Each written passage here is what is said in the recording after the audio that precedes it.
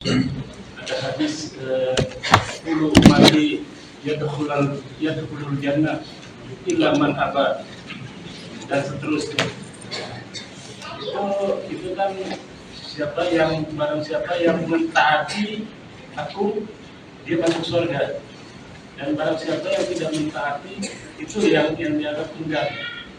Nah ini maksudnya sekarang itu kan banyak tuh ya yang tidak mentaati, yang tidak melakukan sunnah Rasul gitu ya. Berarti kan sedikit sekali yang mentaati. Berarti ini kalau dibandingkan setengahnya itu yang itu, saya rasa ini kira-kira ya. Maksud antum setengah dari mana gitu ya?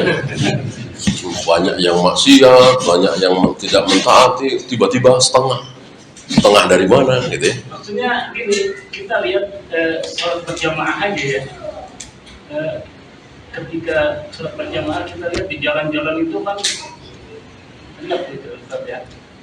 Yang berjamaah di masjid kita anggap beberapa masjid gitu ya. Dengan yang di luar yang tidak berjamaah kan lebih banyak yang tidak berjamaah. Ya. Gimana? Berarti yang masuk surga banyak apa sedikit? Sedikit. Iya. Nah kita setengahnya, gitu. Karena yang masuk surga nggak banyak, sedikit sekali. Ya antum tahu kaum Ad, kaum Samud kayak apa? Umatnya Nabi Lut, umatnya Nabi Nuh. Nabi Nuh cuma berapa umatnya yang masuk kapal itu? Cuma 80 kan? 81 dengan beliau. Nah kita yang terbanyak. Gitu. Karena apa? Karena yang masuk surga itu sedikit, sangat sedikit. Yaitu tadi 1000 banding 1. Ya. Kecuali yang masuk surga banyak sekali. Justru ini semakin membuktikan bahwa sedikit sekali yang masuk surga. Ya. Nah kita kaum muslimin umat Muhammad SAW separuhnya. Ya. Separuhnya lagi ya seluruh umat para nabi, para rasul yang 124.000 itu. Ya tadi ada seorang nabi yang cuma 80. Bahkan ada yang cuma bid'ah antara 3 sampai 9. Bahkan ada yang cuma rojulun wa rojula, 1 atau 2 orang. Wa ra'aitun nabiyya wa laisa ma'ahu ahad. Bahkan aku tahu, kata Nabi, ada seorang nabi yang tidak punya pengikut sama sekali. Nah, semakin jelas di sini betapa umat ini yang terbanyak. Tapi itu tadi sedikit dibanding dengan penduduk neraka. Maka adanya kenyataan yang kita lihat dengan apa yang disabdakan oleh Nabi ini, ya tidak bertentangan. Orang penghuni surga betul-betul sedikit. Allahu Akbar. Yang mendapatkan urusan itu apakah sudah mencicipi neraka dulu? Nggak ada ya, nggak ada zahirnya, nggak ada seperti itu. Jadi yaghfiruhallahu lahum, Allah mengampuni, berarti memang tidak masuk neraka. Artinya bukan orang yang masuk neraka dulu. Bukan. Mestinya masuk itu. Mestinya masuk, lalu ditebus, diganti. Kalau sudah masuk neraka ya gimana orang udah masuk neraka ya kan? Memang tidak ya. Mestinya masuk neraka diganti orang oleh Yahudi, Nasrani, Majusi dan seterusnya. Hanya sebagai contoh, di sini beliau cuma menyebut Yahudiyan atau Nasraniyah, Yahudi dan Nasrani. Ya. Bolehkah hadis ini kita sampaikan kepada orang Yahudi dan Nasrani? Ya boleh. Tersinggung? Ya mudah-mudahan tersinggung biar masuk Islam, ya kan? Kalau nggak tersinggung berarti dia nggak percaya, biar aja lah. Ngoceh orang nggak percaya, berarti dia nggak percaya. Kalau dia tersinggung berarti dia percaya, berarti dia mikir. Karena insya Allah berdasarkan apa yang disabdakan oleh Nabi, rata-rata mereka mengakui kebenaran Islam, kebenaran Al-Quran, betul-betul nyata. Berbeda dengan mereka, sulit difahami aja sulit, gimana diyakini. Memahami konsep trinitas ketuhanan mereka sulit difahami. Tuhan kok pakai lahir gitu ya, kan sulit sekali. Dan terjadi perdebatan yang luar biasa. Nah, berbeda dengan Islam. Justru Islam sulit untuk tidak dipercaya. Sulit bagi Abu Jahal, Abu Lahab untuk tidak percaya kalau Rasulullah betul-betul Nabi, betul-betul Rasul. Sulit sesulit-sulitnya. Orang mukjizat di depan mata. Begitu pula sulit bagi Fir'aun untuk tidak mempercayai kebenaran Musa alaihi salatu wassalam. Sulit sekali. Betul-betul di depan mata. Maka Fir'aun, Abu Jahal, Abu Lahab dan seterusnya mendustakan para nabi, para rasul, itu cuma di lisan. Hatinya tidak sanggup. Hati kan tidak bisa berbohong. Ya. Dan itu dibongkar dalam Al-Quran. Ya. Wajahadu biha wastaiqanatha anfusuhum. Fir'aun dan bala tentaranya itu membantah Nabi Musa itu dengan lisannya. Adapun hatinya yakin betul bahwa Nabi Musa berada dalam kebenaran. Maka antum masih ingat ketika Nabi menyebut nama mereka, ya Allah Utbah bin Rabi'ah, ya Allah, ya Allah Abu Jahal, ya Allah, ya Allah Saibah bin Utbah, ya Allah. Kan ada 5 orang itu yang menimpakan isi perut unta ke punggung Nabi yang sedang sujud, ya kan? Nah, ada Ibnu Mas'ud tapi diam saja di situ. Lalu datang Fatimah mengambilnya, lalu Nabi bangkit dan namanya disebut. Seolah Rasul mengadu bahwa yang memperlakukan ini kepada aku adalah Saibah bin Rabi'ah, Utbah bin Rabi'ah dan seterusnya, 5 orang. Itu ketika namanya disebut oleh Nabi, gemetaran, ketakutan. Berarti tidak bisa dibohongi, mereka percaya dengan kebenaran Nabi SAW. Kalau nggak percaya ya nggak gemeter, ketawa malah. Mau ngapa kamu Muhammad? Gitu mungkin. Ini gemeteran, ketakutan. Dan betul kelima-limanya jadi apa? Kelima-limanya jadi bangkai di jurang Badar, dibuang di situ setelah perang Badar. Ya.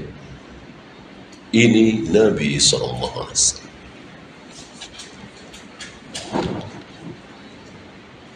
Ada lagi?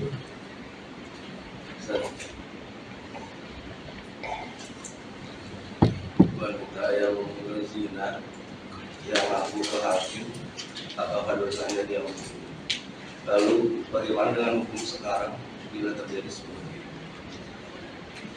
Ya, jangankan dia mengaku di hakimnya, dia nggak mengaku, dia diam, dia mohon ampun kepada Allah, bertaubat. Mungkinkah diampuni? Mungkin. Allah Maha Pengampun, kan? Apalagi dia siap direjam, siap dicambuk. Tentu lebih-lebih lagi sebagaimana wanita di zaman Nabi itu yang akhirnya dirajam. Itu nas langsung dari lisan Nabi bahwa wanita ini tobatnya diterima. Seandainya tobat wanita ini dibagi ke 70 penduduk Madinah cukup. Waktu tobatnya luar biasa. Wa fi riwayatin seandainya para pemungut pajak itu bertobat seperti tobatnya wanita ini, maka Allah mengampuni. Ini menunjukkan betapa Allah Maha Pengampun. Ya. Sebagai mana pembahasan kemarin, bahwa saking pengampunnya Allah, maka Allah bisa saja mengampuni walaupun si fulan ini tidak bertaubat.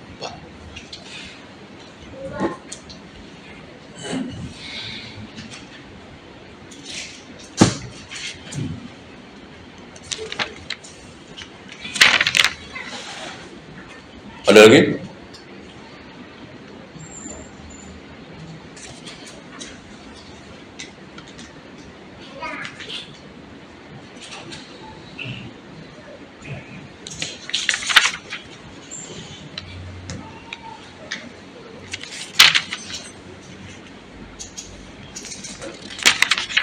Ya. Kalau buah belum dibuka, itu ditutup juga kalau meja makan. Buah Belum dibuka. ya tentu sudah tertutup ya. Maksudnya misalnya jeruk gitu. Ya di atas meja perlu ditutup juga. Oh, saya tidak tahu ya. Yang Nabi perintahkan adalah makanan terbuka, minuman di gelas ya. Nabi menyuruh kita menutup. Ya. Dan tentu kita taati. Tidur misalnya atau kemana ya, kita tutup minuman kita, jangan sampai terbuka. Kita tidak tahu. Nah, di sekitar kita ini ada makhluk lain yang dimaksud jin. Mereka melihat kita, kita tidak melihat mereka. Dan mereka selalu menumpang ke kita. Maka ada riwayat ketika kita masuk rumah lalu kita membaca asma Allah, si jin-jin ini mengatakan kepada temannya, tidak ada bermalam, tidak ada tempat bermalam buat kita. Gitu. Artinya mereka nggak bisa masuk. Ketika kita mau makan, kita baca nama Allah, Bismillah, mereka mengatakan tidak ada makanan bagi kita. Dan seterusnya, dan seterusnya. Tentu ini berita gaib yang wajib kita imani. Tidak perlu kita bahas. Ya. Oh, itu orang-orang kafir nggak pernah baca Bismillah, aman-aman aja. Ya. Itu namanya membahas dan menghina sabda Nabi. Karena kita beriman dengan sunnah Nabi, maka kita amalkan sunnah Nabi. Baca asma Allah setiap kali mau makan, mau minum, masuk rumah, dan seterusnya, dan seterusnya. Itu ada masing-masing. Ya. Kan mungkin antum masih ingat bagaimana di tengah-tengah makan bersama, tiba-tiba Nabi tertawa. Tiba-tiba Nabi tertawa. Para sahabat bertanya, kenapa engkau tertawa ya Rasul? Nabi menjawab, si fulan dari tadi makan tidak baca Bismillah. Aku lihat setan jin ikut makan bersama dia. Ikut makan bersama dia. Dapat berapa suap di tengah-tengah makan, dia ingat belum baca Bismillah. Orang yang ingat di tengah-tengah makan tadi sebelum makan belum baca Bismillah, disunahkan baca Bismillahi fi awalihi wa akhirihi. Dia membaca doa itu, tiba-tiba setan jin yang ikut makan tadi muntah, maka Nabi ketawa. Ya. Ini berita kok yang wajib kita imani, tidak perlu kita bahas. Antum nggak usah bahas, menyikapi. Kalau begitu pura-pura lupa aja dulu ya. Kita bikin muntah dari itu setan jin. Ya nggak perlu. Itu namanya membahas, menyikapi. Ya kalau kita ingat baca Bismillah. Kalau lupa kemudian ingat ya baca Bismillah fi awwalihi wa akhirih. Allah.